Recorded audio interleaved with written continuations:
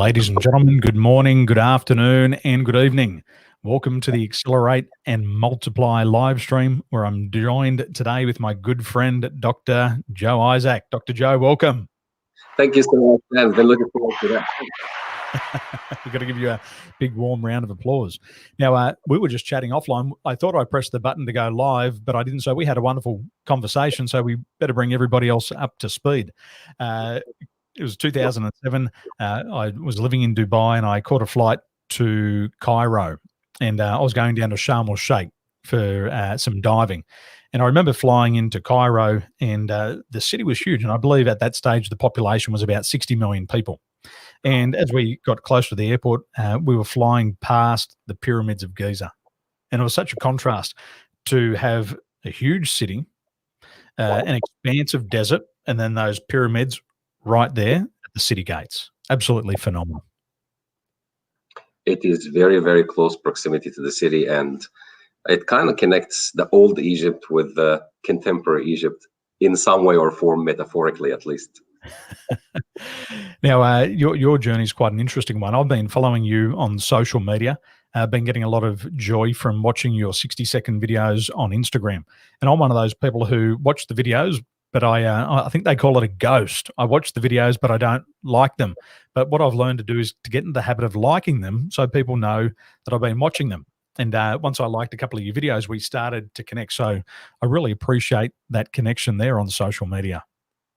Thank you so much. Look, I really appreciate your presence, and I think connecting to people. Someone just said hi, hello. Thank you so much for joining in. Nina, hello. Thank you so much. Lovely to have you. Look, I think in that sense, meeting people like yourself and how we connect and how we express our topics, it's one thing that brings us all together to battle this COVID-19 and the mental health awareness and all the problems that people are experiencing in such time where there's a lot of rapid change, uncertainty. People are not really sure when they're going to fly, how they're going to run their business, whether they're going to survive this relationship or not. And I actually have received a very tremendous DMs on social media and emails about people asking for help, dating tips, relationship tips, etc. People are stuck with their partners at home, and now they're realizing, oh my God, what did I get myself into? It's becoming really tricky. Well, interesting you say that. We were here in Taiwan, and all of a sudden, all the masks, the face masks, disappeared off the shelf. And I said to my wife, Nini, I said, the next thing that's going to disappear, she said, what's that? I said, it's going to be the condoms. And she said, why? I said, well, everybody's in lockdown. They're at home. There's probably not much else to do. And she said, you're disgusting. You're sick. You're crude. And I said, my words. And then it would have been a couple of weeks later, there was a shortage of condoms in a lot of countries. So I'm pretty sure it's worldwide now. At least we don't want to have what we call the COVID-19 babies generation. Yeah, what do they call them? The coronials. Yeah, that's right. There was nothing else to do, so you just happened to come. So Milton model, I like that one. Ambiguity in the language, I like that. It's the language that reasons with different people. It's quite interesting thing. There's those people like yourself that are open to learning and open to experience additional edge, another angle. They tend to really listen and tune in when they hear something different. And it's obviously, and interestingly, especially in the psychology matters that I talk about, there's nothing really new that I can bring to the table. Humans are humans, and their reactions are their reactions. Disorders are there. There's absolutely nothing we understand, but how to express it and how people connect with it is a completely different angle. 100%.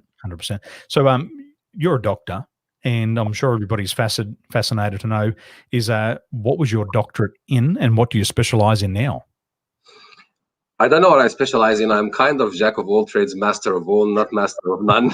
This is the term that happened to come around as my kind of a joke thing that my friends gave me, Joa Moa. So actually my name is Joe. So they said Joa, jack of all trades, and then Moa, master of all. This is kind of a terminology they created. By the way, it's not my words, it's theirs. So I got to give them the credit for that. I specialize in consumer behavior. And this is where my doctorate is and my studies in psychology. But I found myself going into business coaching, coaching people. This is what I have been doing. I've worked with Brett Sugars, and that was back in 2005 or 6. And coaching people, that basically the punchline that we had at the time with Brad Sugars was how to work on the business, not in the business. I realized that working on a business is actually working on yourself first to lead the team. So somehow I found myself going into relationships, dating tips, so on and so forth. But the idea here is to bring people to their best version of themselves, whether it's for their business or whether it's for their relationships or whether it's for their kids. It doesn't really matter. How can we work on ourselves to become the best version of ourselves? This is what I would say I specialize in. I think for a lot of people, Joe, is I'm hearing that being at home during COVID-19, they've started to do a couple of things. They've started to look in the mirror. And because they've had to spend so much time with themselves, they've looked in the mirror and they've said, I don't like what I see in the mirror. And because there's so much time to contemplate and reflect their behaviors, they sit around and they start to say, I think I need to make a change. And so I'm seeing a lot of positive outcomes from COVID-19. People who have wanted to do personal development and didn't have the time, they're now finding the time to do it. We were running a training here in Malaysia right in the middle of MCO, and that was movement control operation. And we had 440 people join our 3-day program. And all of these people were coming because they said, this COVID-19 has had a huge impact on our businesses and our personal lives. And at the end of this, we're going to have to be different people. And so these people who had wanted to do it for a long time finally had the time to do it. And so we're seeing people make those changes. They're dealing with their mental blockages. They're dealing with their emotional blockages. Some of them are improving their emotional intelligence. And we're finding that people who hadn't done it before now are. What from a psychological perspective, what is that? What is the change? What's happening to these people? Why are they doing it now? Well, very good thing. I'm just seeing a lot of comments here from people. Leanne, hello, and Carl. Thank you so much for tuning in from the United Kingdom. And Leanne, thank you so much for reading your comments. Really agree with you. Beautiful comments. I would say what happened now is the change is before we had an excuse that I have no time.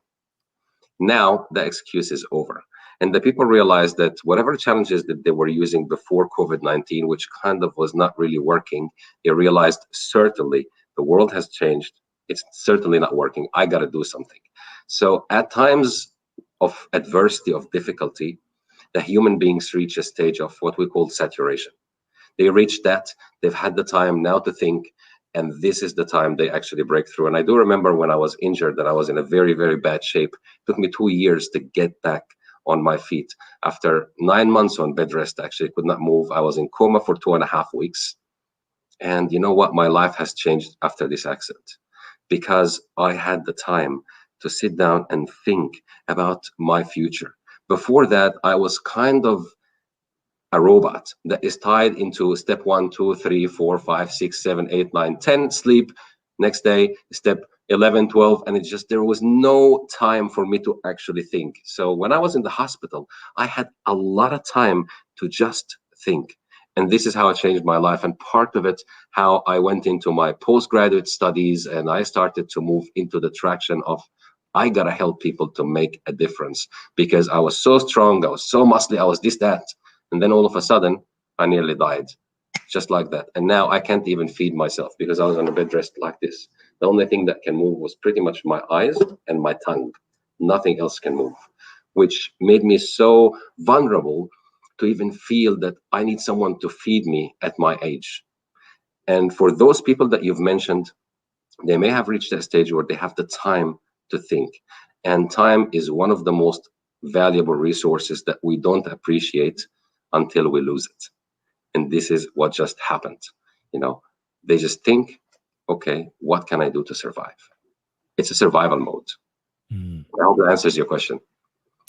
Well, I'm just thinking about what you've said there about being in a coma and the big impact that it had on your life. So as you reflect on who you are today and who you were before, what are some of these improvements that you've seen in your personality, in your personal characteristics? Because we're going to talk about confidence in a moment. And are some people born with confidence? Are they born without it? What are some of these transformations that you've seen, but from the past to now, in within yourself? Look, I really hope that this live doesn't go viral like some of my TikToks, because I'm about to share with you. This is a friendly chat, and I was interested in you as a friend. I love your style, and I love how you help others. So I hope, I seriously hope that it doesn't go viral, because I'm about to share with you very personal stuff. See, in the hospital, number one thing, I actually divorced my wife when I was in hospital. Now, I'm not saying that this is the right thing to do. My dad is a surgeon, he's a doctor, and they said probably not the right thing to do at that stage. But when I started to think, I realized that she's a great lady, but she's not a suitable partner. And I was aware of this. I was trying to help her. I was trying to coach her. I was trying, bam, bam, bam, nothing is working. And at that time in the hospital, I had the time to think for myself. I realized this is the right step for me and for her to take. And she did accept it with, with a munch on that bitterness. But that was happened. That's one, which is a very, very, very massive decision for an Egyptian person, import if you want, to make a decision. In our culture, we want to survive our relationships. So, we don't get married every day. It's a one thing, you want to go with it. But at times, if it's really not working, you got to call it off. That's number one. When that happened, the person I was before, I was already confident at that stage. And I was comfortable with myself. But I had some issues. One of them was I cannot say no. I feel bad to say no, and hence why I was stuck in that relationship, and I couldn't say no, even though I know that it's not working and there's absolutely no improvement whatsoever, not even that much progress. So that's one thing that has shaped me after the accident. Number two, I really didn't appreciate life. I did not appreciate going to the bathroom. I'm sorry to say this, but there are certain things, pardon me, there are certain things that we really, really don't appreciate until we lose them. And I have never thanked God or was grateful for being able to go to the bathroom and do my business. Never. But after the accident, every single time to this day, this accident has been years ago, but to this day, I actually appreciate and I thank for being able to go to the bathroom, because I was not able to do my business for 8 days after I woke up from my coma and I started talking. So I really appreciated this. I really appreciated that life can end any second. Nobody's big for death. Anybody can go just like that. And you don't have to be sick and you don't have to be anything. Can end in a second. And the only question I want to ask myself, did I feel happy? Did I feel like I was able to help others? Did I feel like I left something behind? Now, my dad, unfortunately, God bless his soul, died a few months ago, last year. When my dad died, I could see that the change in my personality before the accident to after my accident is really crystallized. My dad left behind him so many people raising their hands, making prayers for him every single day, because he fixed their life. And we used to have our own little joke, me and my dad. He said, you fix the people from the inside, I fixed them from the outside. He was a cosmetic surgeon and an eye surgeon as well. So he'll actually do the operations. I'll work on their personalities and get them to be the best version themselves, etc. And together we can have the best team. He transforms them cosmetically, and I do the psychological part. So he left all that treasure behind him. And I thought to myself, okay, what can I do? I'm stuck in an office. Yes, I'm making some really good money, up to $500,000 I was making at the time, but I'm not happy, and I'm now in hospital and I have to wait for nurses, and I actually went to private hospital. So the treatment was much better than the public. I was in RPA, Royal Prince Alfred Hospital, and there was so many messages then that I could tell you that just God wanted me to survive. The injury I've had, there's only 2 doctors across Australia that can do this operation. Only 2 across the country. It's a very complex procedure. So it happened to be Dr. Rafik Asebian, that's his name. He was on duty that day, and he's one of those doctors, and also at the RPA. That's one. Look at the second funny part. When I fell, somebody came, and the second person on the scene was actually a doctor, a general practitioner, who first assessed my case. And he told the other person to call the ambulance. The ambulance was there in a peak hour in less than 5 minutes, because I was very close to the RPA. And I was then taken down there. And before anything, Dr. Rafik Asebian said, I think there's massive bleeding, internal bleeding. This guy's blood pressure is dropping like there's no tomorrow. Prepare the operation theater. There was so many so many things happening in a row. A doctor receives me, somebody assists, the ambulance arrives quickly. One of the only two doctors that can do such an operation is on duty at that hospital. All of this to make me survive. So I had to think to myself, okay, there is got to be a bigger cause why I had to survive something like this. And this is where I started to think, and then I took the actions and so on that I shared with you. And now I go on social media, like, I go lives, I put videos, all that stuff. I'm not making money from it. But the real happiness for me, I get comments from all around the world, people telling me, you've changed my life. I look up to you, you're a mentor, this, that, etc. This is what I tell them. Thank you so much for paying me, because that's the payment I'm looking for. Now, when I die, I feel like I left something behind, just like my dad. Wow. I hope that answers. What an incredible, well, it's not just a story, it's a transformation. It is. It's amazing. And I really, I was really holding on to what you were saying there about appreciating the small things. The thought of not being able to go to the bathroom. We take it for granted 2-3 times a day, no dramas, until something like this happens, and then you really start to appreciate those little things. I mean, it just makes you think how important these small things are. So through this transformation, and you look back upon what you went through, what was your greatest learning? What was that big takeaway from that?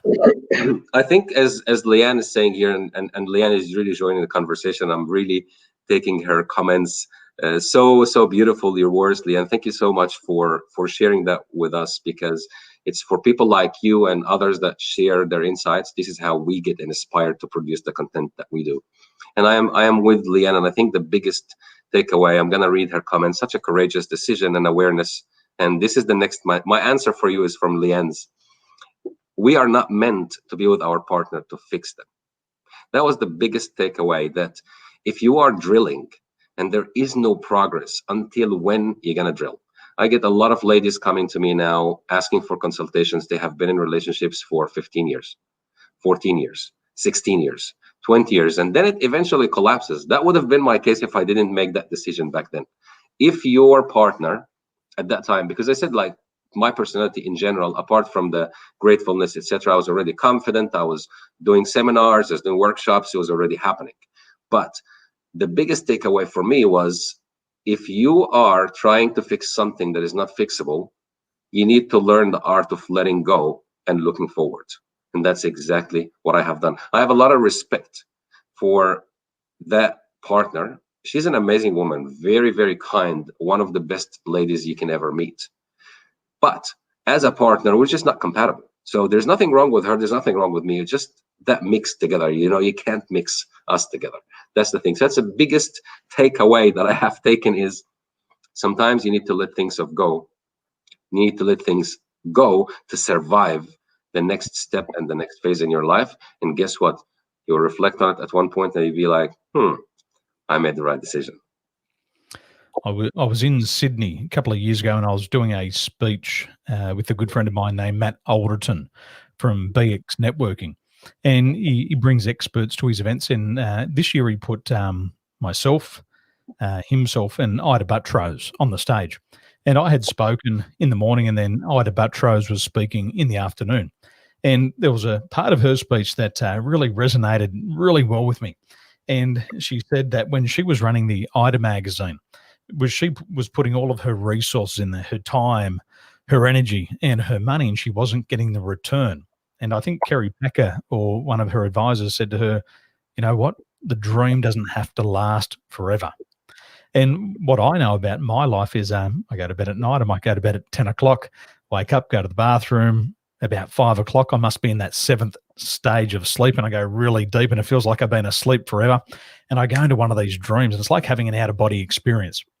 And then all of a sudden, I wake up because maybe one of the kids come in the bedroom.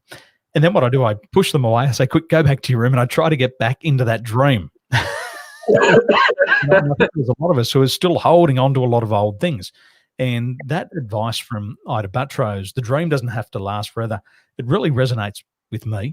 And I think there's times where we try to go backwards in life. We try to get back involved in something that just doesn't work for us anymore. And I think we've all got to learn to be able to let go.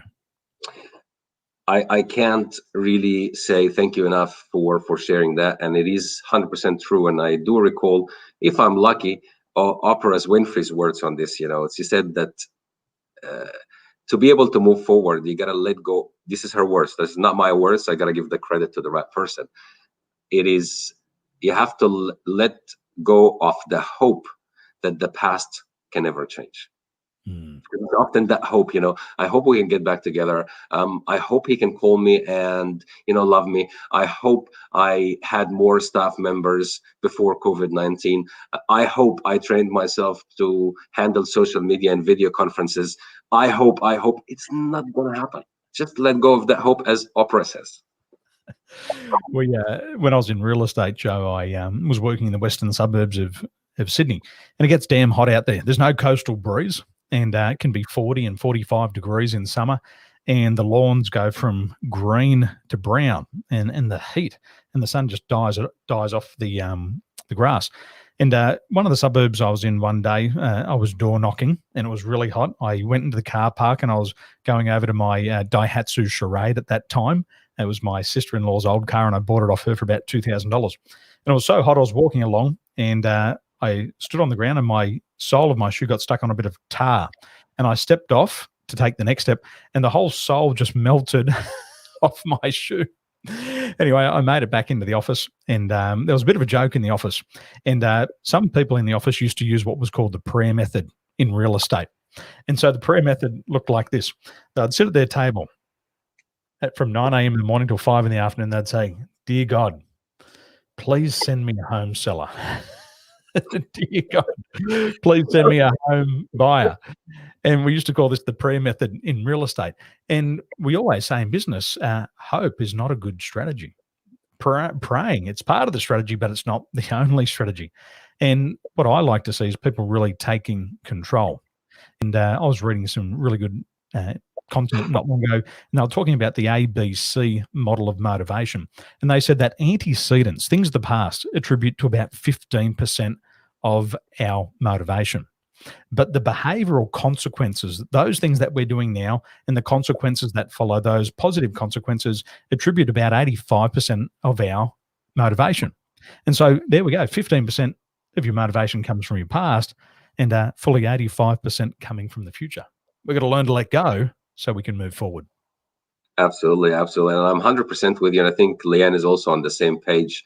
And yes, Leanne, there's a lot of people, there's a type of personality called the reflective person. Those people tend to have that optimum high repeat, replay, review in their head. And the thing is, with that type of personality, they do, as Dan is saying, 15% and 85 impact. They actually dwell and put the 100% on the 15% and ignore the other side, which is something. So one of the tips I share with those people is to tell them, okay, reflect, write it down and say, okay, what am I going to do differently? And then jump and move into a new action instantly, because our habits can really change once we start taking actions. If we start dwelling, if we start talking, if we start thinking, so far there is no physical movement. And that's when the physical movement has to go. So a lot of people come to me and say, I really wanted to open an RTO, registered training organization. And I have been really, really, really keen to do this for the last 10 years. But I've never done it because I tell them, all right, jump into action. You don't have to go and rent a place. You don't have to get $50,000 right away. Just search what are the requirements to open an RTO. So I just try to lure people into a small action, because once you jump into action, all the stress, all these reflective thoughts actually get sided on your brain kind of side. So if you imagine that this is the brain here and it's here in the focus, it moves to the side a little bit. Doesn't mean that it disappeared, but it gives more space for the action. So this is one of the best tricks I always suggest for people to get by. Now, Joe, confidence. Confidence is a big topic, and it's important in relationships. It's important in business. It's important in our personal lives. In your opinion, are people born with confidence? Is there people who are born with more confidence and people who are born with less confidence? And on the way to this planet, does God stand up there in the clouds and say, well, you there, son, I'm going to give you 10 points of confidence, and you there, madam, 17 points? people born with confidence, or is Look, it? I was wondering if you're ever going to ask me that question. To be honest, it's a beautiful question, and I have to really go hard on it. I actually have to go and disbelieve in the psychology that I studied, for one reason, that I have broken so many rules myself. So I used to say that confidence is something that you can acquire. It's not something that you're born with. And the reason why I'm saying this, forget about studying, forget about anything. I'm going to talk about myself. The person right in front of you, and I'm not sure if you're going to believe me. A lot of people think I'm lying and I'm acting because I'm really good in front of the camera because I got used to it. The camera is now part of my body. But honestly, and I swear to God, I'm not lying, not even one word. I was not confident at all. I was so hesitant. I couldn't say 2 or 3 words in a row to someone. I almost stuttering, almost, but I wasn't, almost. And at high school, I was in love with this girl for 2 years. And I could not even say good morning. And the very last day, now you pay attention to that story because this is actually the first step of transformation for the Joe that you know today. That was not the Joe. You wouldn't recognize me before. Right. So the last day I said, okay, this is the last day of high school. At least I should go and tell her I wish you all the best for the future. That was my dream. There was nothing else I could dream of. I couldn't dream that I'll tell her I have some feelings. I had no balls to do something like this, even think about it. Anyway, I walked up to her, and she was very, very subtle, very polite, and I was chewing a gum.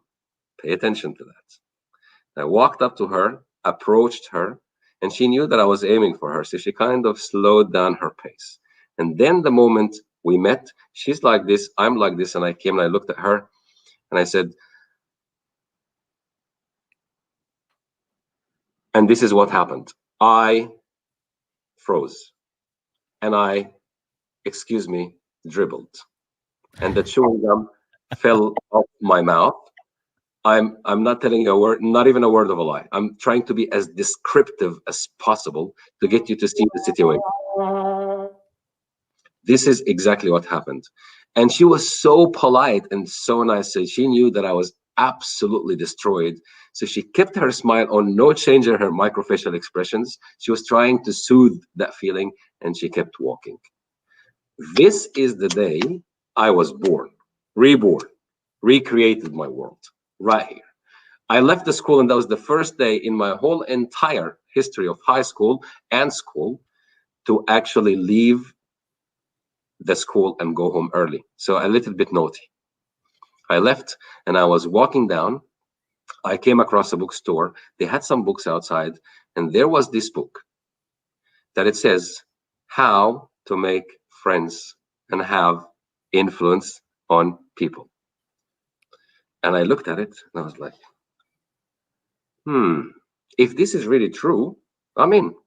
Open the book, and I honestly have no consciousness of how I was a bookworm. I was very good at school. I was from the top 3. I opened the book and I started to read, and I lost consciousness of when I actually bought the book. When I went to the counter to pay, there was someone along that story tapping on my shoulder saying, you know, do you like the book? Because I just dived in the book. And the book did really anchor me. And Dale Carnegie is, to me, is the father of personal development. And I'm talking about 40s. I'm talking about someone, you know, and still to this day, his books are surviving and selling. And he said in the book, if you are reading this book because you've got some time to waste, go ahead and throw it in the next garbage bin. But if you're reading this book and you are ready to act, continue on. And I was like, this guy's asking for commitment from the beginning. It's like asking me to be in a relationship with you before I even know you. And I started reading. I was like, you know what? Okay, you got it. If you're gonna give me that, I'm in. And I kept reading, and I never stopped until I actually finished that book. And the very next day, and this is the momentum starts from here, the very next day I saw an amazing, gorgeous, so attractive lady, and I didn't know how to smile before. I was a nerd, geek, whatever you want to call me. And I remember Dale Carnegie described in the book very articulately how to smile. And I remember, okay, yeah, he said step 1, 2, 3, 4, yeah, from here to there, not, yeah, okay. Then I looked at her, eye contact, and I gave her the smile, and she smiled back, and I was like, oh my God, that works. I'm memorizing this book. And that was the moment where I started to believe in the book. I started to do everything that the book is asking me, and I started to become the person you see today after high school. So when I went to university first year, that's when I started to really move. No word of a lie, as specific as I could be, as much as I can remember. I love it. I love it. I might go and buy the book this weekend. I would have assumed that you already read it like 5 times.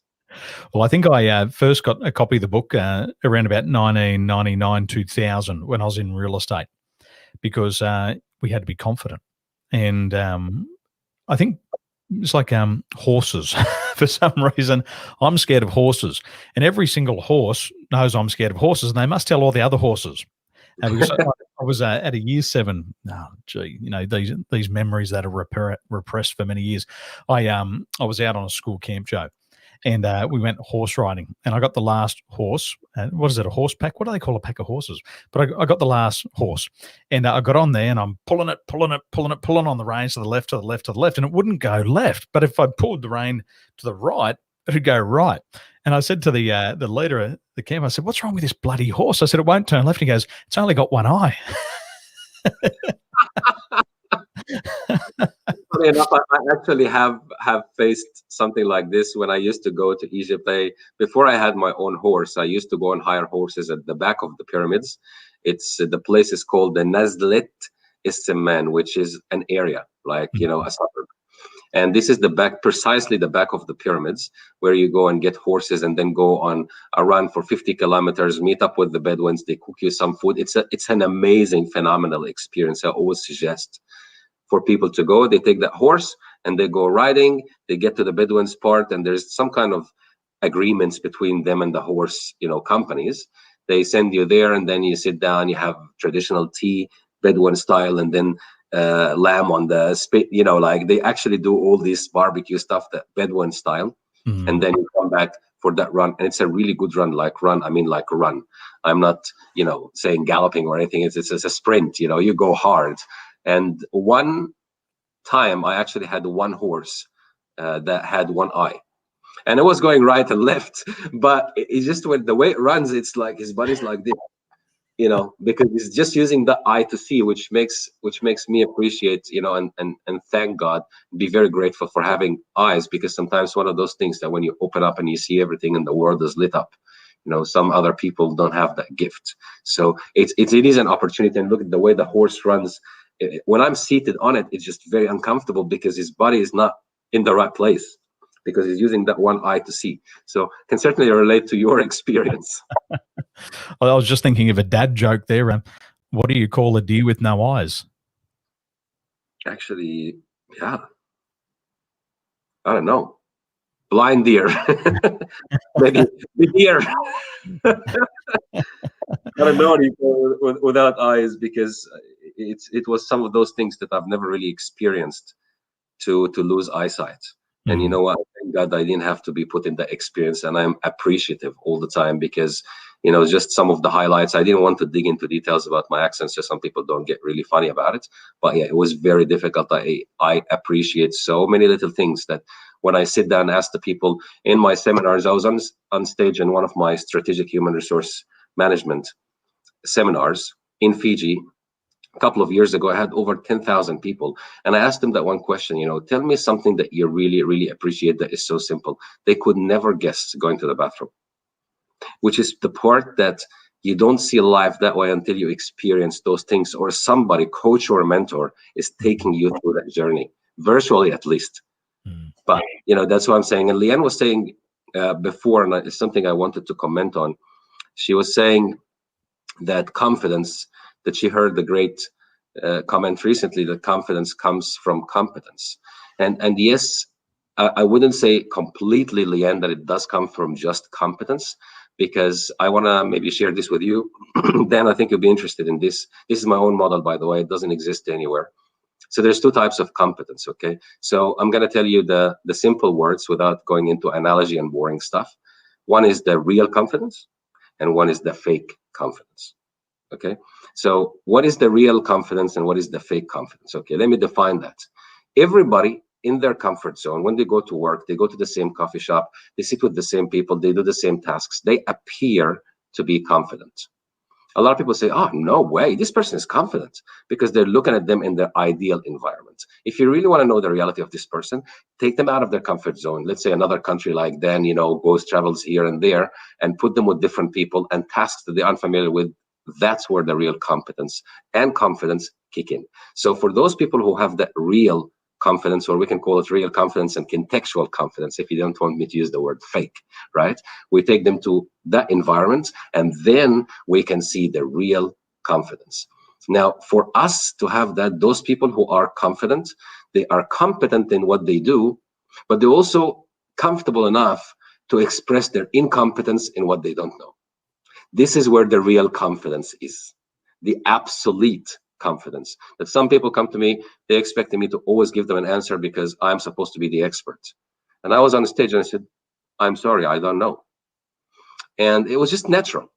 But the reaction I've had from the people, and the people that were staying there, I got so many ridiculous comments on this, saying we could not believe it, that we actually loved it when you said, I don't know. And we respected you so much. And we thought, this guy is a real expert, that he's not ashamed, he's not thoughtful to think, if I say I don't know, people are gonna be discouraged to even talk to me. But I just thought about the truth. I didn't really look at it from this angle, to be honest. I just thought about the truth, that I'm not gonna lie to the people. I'm not gonna wing something I don't know or give them stats that I don't believe to be true. So I said, I'm not really certain, but it's a nice area of research. I can certainly look into it. One of those difficult questions reminded me of what happened on TV last week when I was smashed by difficult questions and I realized I'm live, and I didn't know that I was going live at that time. But I think I did share with you a couple of the highlights, so I'm not going to repeat it again. But yeah, there you go. I was asking my cousin when I was younger about confidence with the ladies. And he said, Daniel, what the ladies like is they like a little bit of wit and they like a little bit of charm. And he said, you've got to get out of your comfort zone.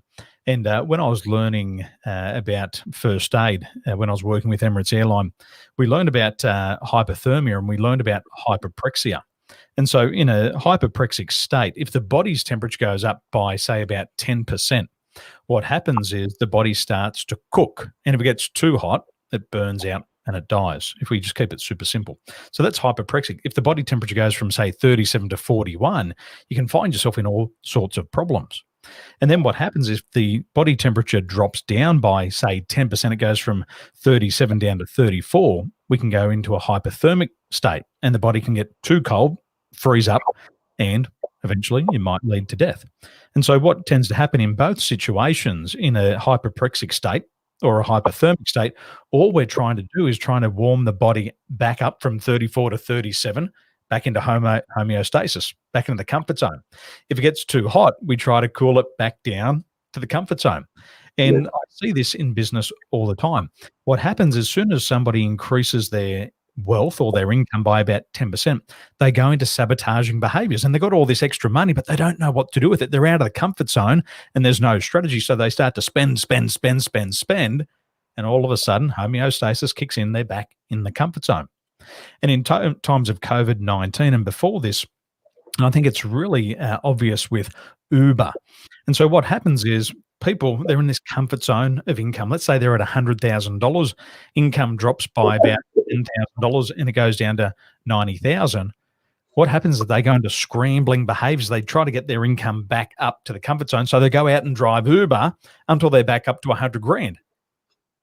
And so they're back in the comfort zone and they relax. So I've learned that with my clients, I'm always guiding them through that comfort zone, making sure they're making incremental improvements. And there's a law called the law of incremental improvement.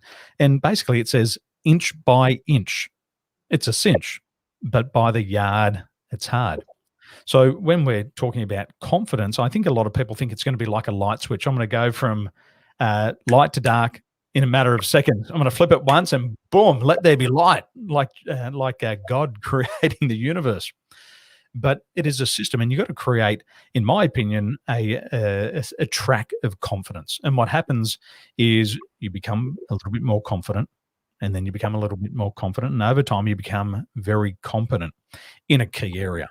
And I really agree with what you're saying there, is you can master confidence in one context, But as soon as you're taken out of that comfort zone and put into another one, you got to learn it all over again, because there's different elements. There's new knowledge that you've got to acquire. There's new skills that you've got to acquire. And of course, you got to change your angle of approach again. And you've got to change that attitude and build up that confidence. So I'm a big believer in that. Now, Joe, I'm dying to ask you 5 rapid fire questions. I'm going to put you on the spot, but maybe we might just respond to Leanne first of all. What Leanne said is, I use this when speaking with parents about intending to do differently to the way they were raised. The problem is, under pressure, we go to what is most familiar. Absolutely. For example, the way we were raised. Unless we develop conscious intentions of doing things differently and update the meanings that drive the old behavior. You know, Leanne, I've got something here that I might quickly share. And I was talking to one of my clients about it today, and it was about upgrading our operating system.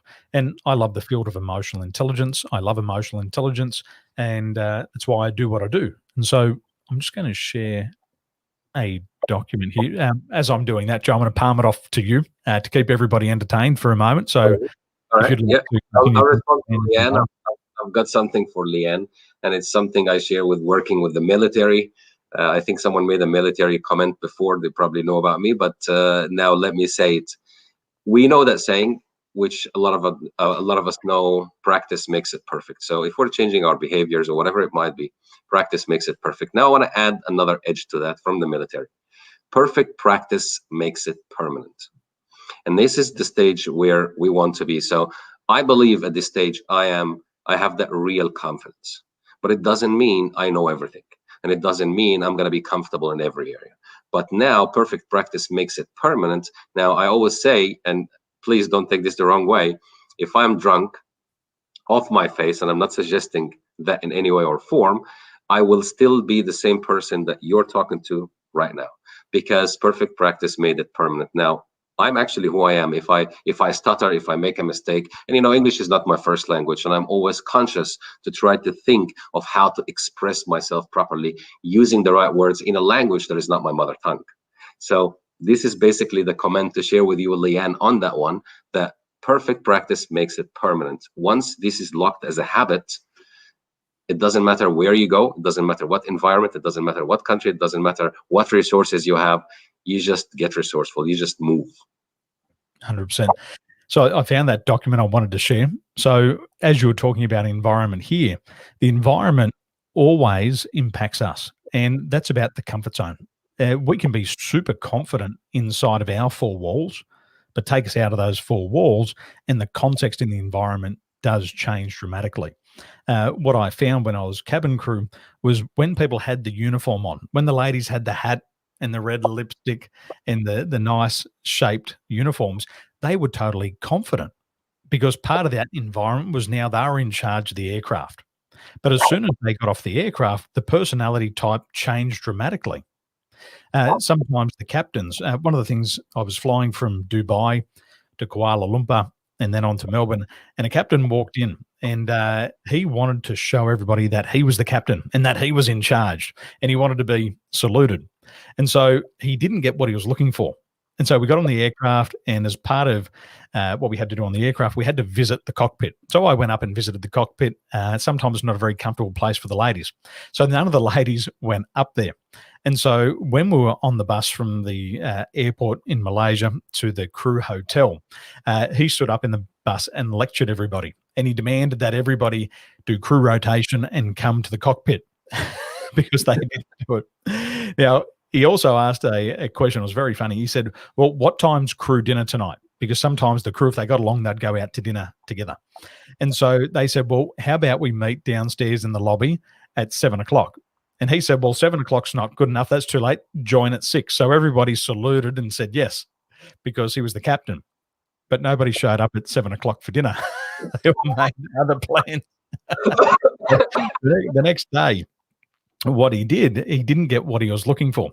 So he told the staff, he said, the pickup time or the wake up time is 5 a.m. I want it changed to 4 a.m. And so they said, yes, Captain. And they rang the ground staff, and the ground staff said, well, the captain doesn't have authority to change the wake up time. So he got downstairs at 5 o'clock because he woke up at 4. He got downstairs at 5 o'clock, and nobody else got their wake up call till 5. So they didn't get down till 6. And so what he was trying to do was he was trying to take control of an environment where he had no control over. And so we could see his behavioral tendency change. So, what I'm saying here, Leanne, is that we have our own personality traits, and we're going to take this into consideration. And it does change from environment to environment. And that does have a significant impact on our emotions. One thing that I talk about with my clients is we all have some universal fears. And there's 2 fears. The first fear is the fear of falling. And this is an inborn attribute. It's in us at birth. It's a fear of falling. And the second one, and I won't do it, but it's of loud noises. And then all the other fears we learn along the way. But we tend to model fears. Conversation I had a couple of years ago, Joe, gentleman said to me, Daniel, I got a phobia of mice. I said, have you ever seen one? He said, no. I said, how do you know you got a phobia? And he said, well, I saw my mum see one and she screamed and moved us out of the house. And I said, why are you telling me this? He said, because there's a mouse in my house. And I said, well, what have you done? He said, I moved my whole family out. I said, did you see the mouse? And he said, no. Wow. Repeated that pattern. And so we've always got to be looking at upgrading our operating systems. So, Joe, I've got 5 questions, and then we're going to let everybody get dinner. I think it's dinner time there for you. Okay. So, out of everything, what frustrates you the most? What's the biggest frustrator for you? Look, as a coach, and when I see these people, I really feel sorry that people do the same exact stuff and suffer from the same exact reasons, and they repeat exactly the same thing, but they expect a different result. You must have been eavesdropping on one of my conversations today. And for you, what's the most embarrassing moment for you personally? I think I've shared that with you before, and it's that moment. I don't think it was ever harder in my life. There is no other moment other than that one in front of the love of your life, and you dribble and the chewing gum falls off your mouth. I will never forget it. Now, you did mention the book before, How to Win Friends and Influence People. I know this book's had a big impact on your life. Out of all the books that you've read, what book has had the biggest impact on your life and why? Other than that book, I think I shared the story, so I can pick another one, The 48 Laws of Power, Robert Greene. This book showed me a different side of life. So you got to understand one thing, a guy that has no confidence. The only thing I was privileged with is I had a rich family and family of academics. I was good at school. Other than this, in terms of personality, in terms of social adaptation, emotional intelligence, I was minus, not even 0. So the 48 Laws of Power, which is the original one, there is updates now of the 52 and so on, showed me that at times you can actually exhibit so much power without even talking. So I could sit in meetings with very big senior people I've worked with. I work with the Defense Force. I also work and I instruct at TAFE New South Wales. And I sit with very, very, very senior leaderships. And I just sometimes just look and nod. Not diarrhea. And it just exhibits that power that, this guy is heavy. This guy is something, even though they have no idea who I am, just from my nonverbal communication, nothing else. So this is the why. I love it. And for you personally, what's the one mental or emotional blockage that's held you back the most, and which one of you had to spend the most amount of time to overcome? I think I shared that in a way. So it's basically the fear of taking that step forward is taking action. And now I am actually action-based person. I changed myself completely, that I will always act and take small step, a very small step. That fear that was keeping me in the cage all the way to the very first year at university, after high school, I was just fearful. And that moment when I tried to tell her, I wish you all the best, and the chewing gum story happened, this is who I became. So I look at this and I say, all right, well, it was fear was actually the driving factor. Always take a step forward and you will see a massive difference. And when I post my videos online, everything, I just shoot, almost no edit. I'm comfortable with people criticizing my mistakes because I just want to get the message out there, and that's all I see. And for those people who do have that fear of criticism, what should be the first step they should take to overcoming this fear of criticism? What would you advise them to do? That's a very, very good point. Actually, I will say number one thing, ask yourself, does this person have power over you? So I might be concerned about someone to criticize me if I'm going to lose my job, because I'm not going to be able to make my payments. But this person who is talking, or social media person is making a comment, if you say I'm nothing, by all means, I'm here to get punched. I'm here to get the message out there to the right people. And of course, if you're criticizing what I'm saying, you just simply didn't get my message and you're not the target that I want to reach. So by all means, go ahead and criticize. That criticism is only alive in your head. And mind you, I went viral on TikTok a few times. And I can tell you that I'm an expert at receiving really strong hate comments. But I want to tell you one thing, they never changed my psychological state, because to make this advice clear for that person, then I wear a shield over my body, metaphorically. I don't let anything positive or negative get through. Positive, so I don't get a big head. Negative, so I don't get affected. So my emotional, psychological state is always protected. And there are no exceptions to that. Not my mother that I love so much. Not my sister that I love so much. Not anybody that I admire and love can go through that protection. So any criticism or compliments, they stop at my barrier, and therefore my psychological state and emotional state is always under my power, under my control, not subject to people's reactions. I love it. Ladies and gentlemen, there we go, directly from Dr. Joe Isaak himself. So, Joe, thank you so much for joining us today. And ladies and gentlemen, as always, thank you for joining and contributing. Joe, I look forward to seeing you on the other side. Thank you so much. Pleasure. Take care. And thank you so much for everybody that participated with us. Have a good one. Ciao for now. Ciao.